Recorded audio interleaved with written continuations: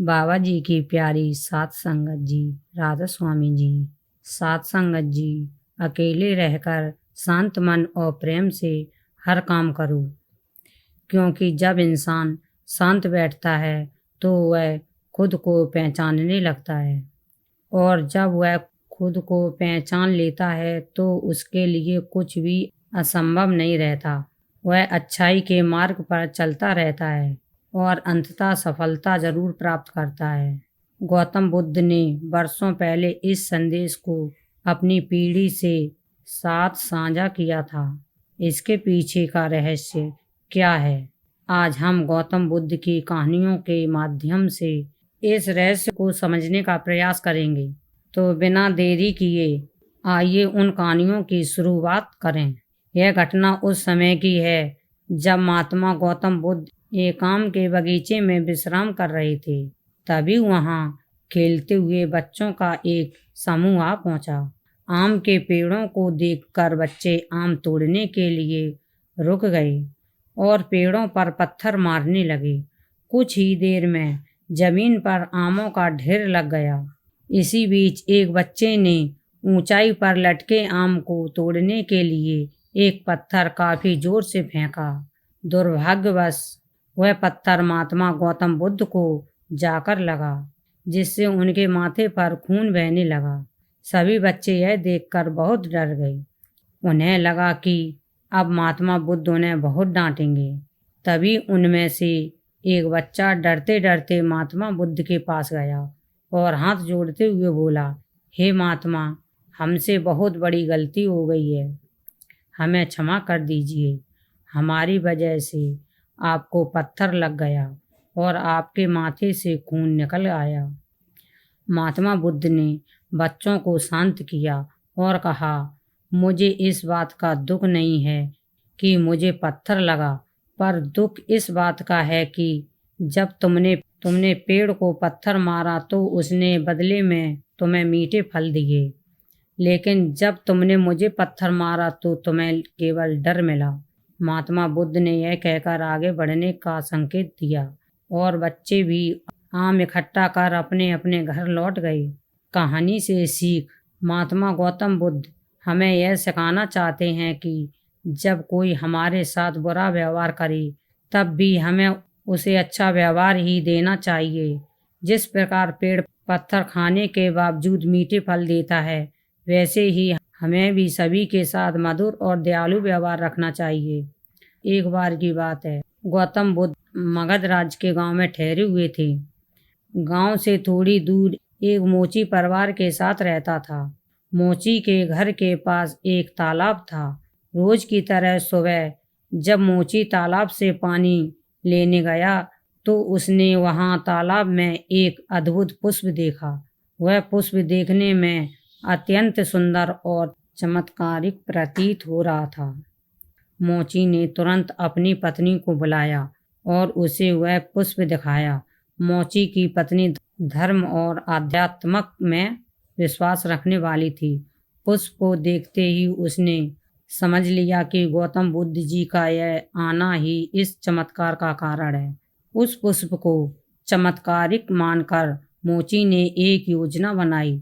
उसने अपनी पत्नी को बताया कि वह इस पुष्प को राजा को भेंट करेगा और इसके बदले में स्वर्ण मुद्राएं लेगा। उसकी पत्नी ने भी सहमति जताई, यह सोचकर कि यह पुष्प उसके किसी काम का नहीं है। यदि इसे राजा को दिया जाए तो कम से कम कुछ धन तो मिलेगा। पत्नी की सहमति मिलने के बाद मोची वह पुष्प लेकर राजमहल की ओर निकल पड़ा। रास्ते में उसे एक व्यापारी मिला। व्यापारी ने मोची के हाथ में वह पुष्प देखा और तुरंत रुक गया। मोची ने व्यापारी से पूछा, भाई, यह पुष्प लेकर कहाँ जा रहे हो? मोची ने जवाब दिया, मैं यह पुष्प राजा को भेंट करने जा रहा हूँ। इसके बदले में मैं राजा से मनचाहा इनाम लूँगा। व्यापारी ने मोची को प्रस्ताव दिया, यह पुष्प मुझे दे दो, इसके बदले में तुम्हें 100 स्वर्ण मुद्राएं दूंगा। मोची यह सुनकर सोच में पड़ गया। उसने विचार किया, जब यह व्यापारी इस पुष्प के लिए 100 स्वर्ण मुद्राएं देने को तैयार है तो राजा तो इससे भी अधिक देगा। यही सोचकर उसने व्यापारी को पुष्प देने से मना कर दिया और आगे बढ़ गया।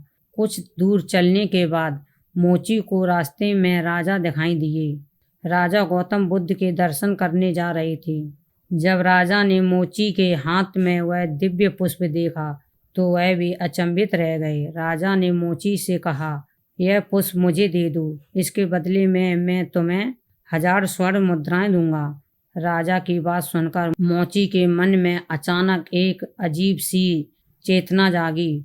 उसने महसूस किया यह पुष्प किसी लालच या सौदेबाजी के लिए नहीं है। वह तुरंत राजा को पुष्प देने से मना कर दौड़ता हुआ सीधे महात्मा गौतम बुद्ध के पास जा पहुंचा। जब मोची गौतम बुद्ध के पास पहुंचा तो बुद्ध उसे देखकर हैरान हो गए। उन्होंने पूछा, तुम इतनी जल्दी यहाँ क्यों आए हो और तुम्हारे हाथ में यह पुष्प कैसा है? मोची ने पूरी घटना बुद्ध को बताई और कहा, महात्मा जी, पहले इस पुष्प को देखकर मेरे मन में लालच आ गया था। मोची ने गौतम बुद्ध से कहा, लेकिन अब मैं समझ गया हूँ कि जिसकी छाया मात्र से एक साधारण पुष्प इतना दिव्य हो सकता है, अगर मैं उसकी शरण में चला जाऊं तो मेरा जीवन भी धन्य हो जाएगा। इसके बाद मोची ने महात्मा गौतम बुद्ध के शरण में जाने का निर्णय लिया और आजीवन उसका शिष्य बनकर उसके मार्गदर्शन में रहा। कहानी से सीख। इस कहानी से हमें यह शिक्षा मिलती है कि जीवन में हमें बहुत ही चीज़ें आकर्षित करती हैं, लेकिन हमें उनके लालच में फंसने की बजाय अपने विवेक और ज्ञान का प्रयोग कर सही मार्ग को चुनना चाहिए। सत्य और धर्म का अनुसरण ही हमारे जीवन को सच्चा उद्देश्य प्रदान करता है। तीसरी कहानी। सकारात्मक नजरिया। वही व्यक्ति जो सकारात्मक सोचता है वह उस व्यक्ति से अधिक खुश रहता है जो नकारात्मक सोचता है। यह सिर्फ एक कहावत नहीं बल्कि सच है। जैसा हम सोचते हैं हमारे साथ वैसा ही होने लगता है। आपने इसे खुद भी अनुभव किया होगा। जैसे किसी दिन सुबह उठते ही अगर आपको कोई चोट लग जाए तो आप सोचते हैं आज का दिन बहुत बुरा है, और इस नकारात्मक सोच के कारण दिन भर आपकी ऊर्जा और मूड खराब रहता है। लेकिन फिर ऐसा ही होता है और ऐसी घटनाएं हमारे साथ घटने लगती हैं क्योंकि हमारा नज़रिया नकारात्मक हो जाता है। वही जब उठते हैं और हमें कोई अच्छी खबर मिलती है तो हम सकारात्मक सोचने लगते हैं और कहते हैं आज का दिन बहुत अच्छा है, और तब हमारा पूरा दिन अच्छा बीतता है। यह सब हमारी सोच की ताकत है। हम जैसा सोचते हैं वैसा ही हमारे साथ होने लगता है। जब हम सकारात्मक सोचते हैं तो हमारे साथ सब कुछ अच्छा होने लगता है और परिणाम भी अच्छे आते हैं। लेकिन अगर हम नकारात्मक सोचते हैं तो सब कुछ बुरा होने लगता है। इसलिए अच्छे परिणाम के लिए सकारात्मक नज़रिया बहुत ज़रूरी है। अब हम एक प्रेरणादायक कहानी की तरफ चलते हैं। एक समय की बात है जब राजा महाराजाओं का शासन था। एक व्यापारी कुछ सामान लेकर राजा के दरबार में जाने वाला था। वह व्यापारी सारी चीज़ें गाड़ी में भरकर निकालता है, लेकिन रास्ते में एक बिल्ली उसका रास्ता काट देती है। व्यापारी गाड़ी रोककर कहता है, यह तो अपशगुन हो सकता है कि रास्ते में गाड़ी पलट जाए या कोई दुर्घटना हो जाए। व्यापारी के मन में ऐसी नकारात्मक सोच आने लगती है और वह वापस घर लौट आता है। उसी राज्य में एक दूसरा व्यापारी भी रहता था जिसे राजा के दरबार में सामान लेने जाना था। वह भी रास्ते में निकलता है सारा सामान लेकर, और उस व्यापारी का रास्ता भी बिल्ली काट देती है, लेकिन उसे इससे कोई खास फर्क नहीं पड़ता और वह बिना किसी डर के राजा के दरबार में पहुंच जाता है। राजा इस व्यापारी के काम और लगन से बहुत खुश होता है और उसे ढेर सारे उपहार और मिठाइयाँ देता है। व्यापारी घर लौटता है और उसका परिवार खुश रहता है।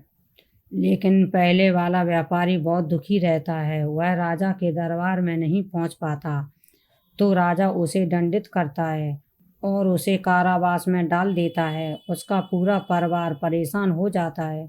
यह व्यापारी सोचता है कि यह सब बुरा उसके साथ बिल्ली के कारण हो रहा है, जिसने उसका रास्ता काटा था। लेकिन असल में यह सब उसकी नकारात्मक सोच का परिणाम था।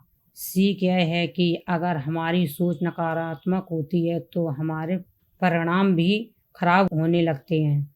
लेकिन अगर हम मेहनत करें और सकारात्मक सोच रखें तो हमें परिणाम भी अच्छे आने लगेंगे। हमें अपनी सोच को हमेशा सकारात्मक रखना चाहिए। यह मानना चाहिए कि जो भी हुआ वह अच्छे के लिए हुआ। कुछ लोग सोच सकते हैं कि यह सब सिर्फ बातों का मामला है और सकारात्मक नज़रिया रखने से कोई फर्क नहीं पड़ता। लेकिन क्या आपको पता है, अगर एक व्यक्ति गलत काम में भी सकारात्मक नज़रिया रखता है तो वह काम उसे अच्छा लगने लगता है, भले ही दूसरे लोग कुछ भी कहें। आजकल लोग अलग अलग तरह के काम करते हैं। एक व्यक्ति का काम दूसरे व्यक्ति को गलत लग सकता है, जबकि वही काम किसी दूसरे के लिए भगवान सा हो सकता है। ऐसा क्यों होता है? यह सब उस व्यक्ति के उस काम के प्रति नज़रिया पर निर्भर करता है। बहुत से लोग नेटवर्क मार्केटिंग को गलत समझते हैं, लेकिन वही काम कुछ लोग दिल और जान से करते हैं, क्योंकि उनका नज़रिया उस काम के प्रति सकारात्मक होता है। यही कारण है कि एक व्यक्ति के लिए वही काम अच्छा हो सकता है, जबकि दूसरे के लिए वही काम गलत लग सकता है। सकारात्मक नज़रिया रखने के फायदे बहुत होते हैं। सकारात्मक सोच वाला व्यक्ति हर स्थिति में कुछ अच्छा ढूंढ लेता है, जिससे उसका जीवन सरल और सुखमय बनता है। यह नज़रिया हमें परिस्थितियों पर काबू पाने में मदद करता है और जीवन की परेशानियों को कम करता है। जैसे मान लीजिए, अगर किसी के हाथ में फ्रैक्चर आ गया हो, तो वह उसे सिर्फ रोते रहना चाहिए या उसे यह सोचकर आभार व्यक्त करना चाहिए कि दूसरा हाथ तो सही सलामत है। यह सब हमारे नज़रिया पर निर्भर करता है। सकारात्मक सोच में हमें आगे बढ़ने के लिए प्रेरित करती है। हम चाहे आज बहुत मेहनत कर रहे हों, लेकिन अगर हमें तुरंत अच्छे परिणाम नहीं मिलेंगे तो भी हमें निराश नहीं होना चाहिए। अगर हम सकारात्मक नज़रियों से काम करते हैं तो कुछ समय के बाद अच्छे परिणाम मिल ही जाएंगे, जिससे हम बड़ी सफलता प्राप्त कर सकते हैं। सफलता पाने के लिए हमें अपना नज़रिया हमेशा सकारात्मक रखना होगा। अच्छे परिणाम के लिए अच्छा नज़रिया ज़रूरी होता है, क्योंकि जब हम वह काम करने जा रहे हैं जो किसी ने नहीं किया, तो हमें उस पर विश्वास रखना बहुत ज़रूरी है।